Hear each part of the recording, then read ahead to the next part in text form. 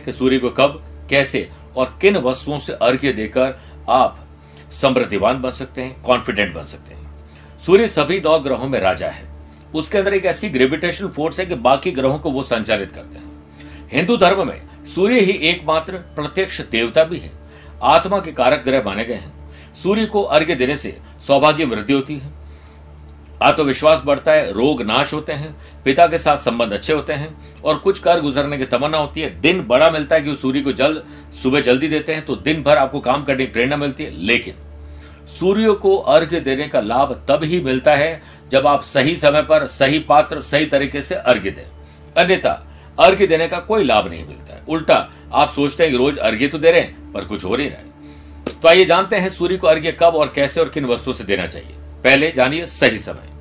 सूर्य को कभी भी अर्घ्य उस समय नहीं देना चाहिए जब धूप तेज हो और चुभने लगे, यानी सूर्य उदय के समय जब सूर्य लाल होता है उसके कुछ समय तक ही आपको देना चाहिए। वैसे तो ब्रह्म मुहूर्त में अर्घ्य देने से सर्वाधिक लाभ मिलता है, यानी सुबह 6 बजे तक। लेकिन इतना जल्दी आप उठ नहीं पाते हैं तो 7, साढ़े 7 तक अवश्य दे सकते हैं। इसके बाद धूप तेज हो जाती है। शास्त्रों में भी कहा गया है कि सूर्य उदय के समय या सूर्य उदय से 1 घंटे बाद तक अर्घ्य दिया जा सकता है। अब जानिए कैसे अर्घ्य दिया जाना चाहिए। सूर्य पूर्व दिशा में उदित होते हैं और पश्चिम दिशा में अस्त होते हैं। अर्घ्य देने के समय आप पूर्वाभिमुख होकर जल अर्पित करें, यानी आपका मुंह पूर्व दिशा की ओर, सूर्य जहां से उदय होते हैं उस तरफ होना चाहिए। स्नान करने के बाद अर्घ्य दें, नंगे पैर रहें। अर्घ्य देते समय अपना हाथ सिर के ऊपर तक ले जाएं और फिर सूर्य की ओर देखते हुए बहुत धीरे धीरे जल अर्पित करें। जल के छींटे पैरों पर नहीं पड़े, अगर पड़ जाते हैं तो कोई बुरी बात नहीं है, उसके लिए कोई पौधा या गमला रख सकते हैं। इस बात का विशेष ख्याल रखिए, कुछ ही दूरी पर अर्पित करें। धीरे धीरे जल अर्पित करते समय आप ओम गृहिणी सूर्याय नमः, ओम गृहिणी सूर्याय नमः मंत्र का जाप करते रहें। आपके पात्र से निकलते जल के बीच से सूर्य के दर्शन हो और ये तांबे का पात्र होना जरूरी है। फिर 3 या 5 बार सूर्य का परिक्रमा करें और इसके बाद धरती पर गिरे जल को अपनी आंखों पर, ललाट पर और कंठ पर जरूर लगाएं और पृथ्वी को प्रणाम करें। अब किन वस्तुओं को अर्पित करें? सबसे पहले तो जल का पात्र तांबे का ही होना चाहिए, स्टील और प्लास्टिक तो बिल्कुल भी नहीं।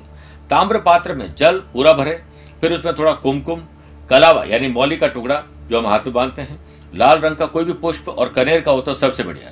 थोड़े से गेहूं के दाने आपको डालने चाहिए, थोड़ी दूर्वा आपको डालनी चाहिए और उसके बाद अर्घ्य देना चाहिए।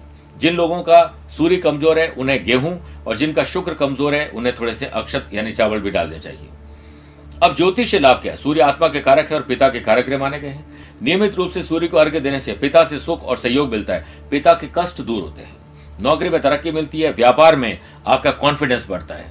सूर्य को अर्घ्य देने से संबंधित कई तरह के दोष भी दूर हो जाते हैं, जैसे गठिया, रोमेटेड अर्थराइटिस हो या ऑस्टियोपोरोसिस की प्रॉब्लम हो, आंखों की तकलीफ हो या बालों का झड़ना हो, हड्डियां कमजोर हो रही हो और उसके लिए आपको इसमें लाभ मिलता है। रविवार के दिन सूर्य भगवान का दिन होता है।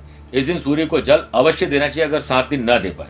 साथ ही इस दिन संभव हो सके तो उपवास भी रखें। ऐसा करने से आपकी कुंडली में सूर्य संबंधी दोष समाप्त हो जाएंगे।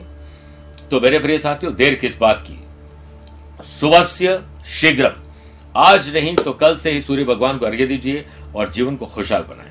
लेकिन एक इंपॉर्टेंट बात, ऐसे बहुत सारे लोग हैं जो सुबह जल्दी नहीं उठ सकते हैं, उनकी दिनचर्या कुछ ऐसी है या रात को काम करते हैं, कई तरह कारण हो सकते हैं। तो जब जागो तब सवेरा, तब भी कुछ न कुछ करके अर्घ्य जरूर देते हैं, लेकिन समय कम लगाएं क्योंकि दिन भर की अल्ट्रावायलेट रेज आपके शरीर को नुकसान देती है और सुबह सुबह की रेज आपको तरोताजा रखती है, विटामिन D3 देती है जिससे कैल्शियम ऑब्जर्व होता है और आपकी हड्डियां मजबूत होती है।